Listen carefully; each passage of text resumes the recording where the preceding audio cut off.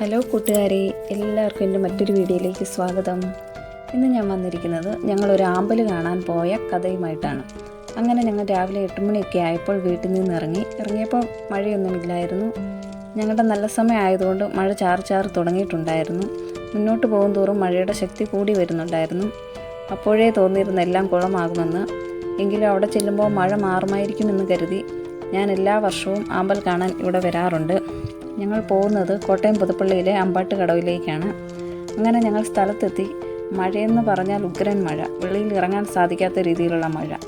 ഞങ്ങൾ കാറിൽ തന്നെ ഇരുന്ന് അങ്ങോട്ടും ഇങ്ങോട്ടൊക്കെ കാഴ്ചകളൊക്കെ കണ്ട് നടന്നു. എങ്കിലും അവിടെ ഇവിടെയായി എല്ലാം ആളുകളുണ്ടായിരുന്നു. അവിടെ ഊഞ്ഞാലൊക്കെ പാടവരമ്പത്ത് കെട്ടിയിട്ടുണ്ടായിരുന്നു. അങ്ങനെ ആഗ്രഹിച്ചു വന്നിട്ട് ഇറങ്ങാൻ പറ്റാത്തതിൻ്റെ ഒരു സങ്കടം ഉണ്ടായിരുന്നു. കുറച്ചു നേരം വെയിറ്റ് ചെയ്ത് നോക്കി മഴ കുറയുമെന്ന്. മഴ കുറയുന്ന ലക്ഷണമൊന്നും ഉണ്ടായിരുന്നില്ല.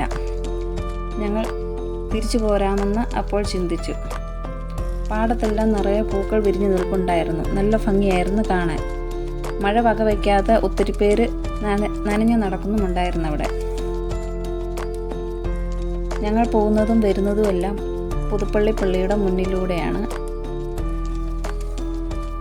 ആമ്പൽ കാണാൻ പറ്റാത്തതിൻ്റെ ഒരു സങ്കടം ഫുഡ് കഴിച്ച് തീർക്കാമെന്ന് കരുതി ഞങ്ങൾ ബെസ്റ്റ് ബേക്കറിയുടെ റെസ്റ്റോറൻറ്റിൽ കയറി. ഞാൻ നെയ് റോസ്റ്റ് ഓർഡർ ചെയ്തു. ഇവിടുത്തെ എൻ്റെ ഫേവറേറ്റ് സ്പോട്ട് എന്ന് പറയുന്നത് ബെസ്റ്റ് റെസ്റ്റോറൻ്റാണ്. ഇവിടെ സൈഡിൽ ഇതുപോലെ പാം ലീവ്സ് ഒക്കെ വെച്ച് പിടിപ്പിച്ചിട്ടുണ്ട്. നല്ല ഭംഗിയില്ലേ കാണാൻ.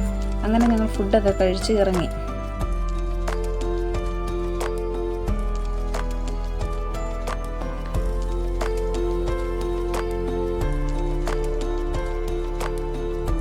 അങ്ങനെ ഫുഡൊക്കെ കഴിച്ച് ഞങ്ങൾ വെളിയിലോട്ട് ഇറങ്ങിയപ്പോൾ ബെസ്റ്റിലെ കളറിംഗ് സെക്ഷനിലേക്ക് മോൻ ഒരു ചാഞ്ചാട്ടം. അവൻ അവിടെ ചുറ്റിപ്പറ്റി നിൽക്കുകയായിരുന്നു. ഞാനാണെങ്കിലോ ഐസ്ക്രീമിൻ്റെ പുറകിൽ. ഏതായാലും ഞങ്ങൾ അവിടെ നിന്ന് ഇറങ്ങി വീട്ടിലേക്ക് പോന്നു. അപ്പോഴേക്കും മഴയൊക്കെ തോർന്നിട്ടുണ്ടായിരുന്നു. നമ്മളുടെ നല്ല സമയം, അല്ലാതെ എന്ത് പറയാം. അപ്പോൾ എൻ്റെ വീഡിയോ ഇഷ്ടമായെങ്കിൽ നിങ്ങളൊന്ന് ലൈക്ക് ചെയ്ത് സപ്പോർട്ട് ചെയ്യണേ.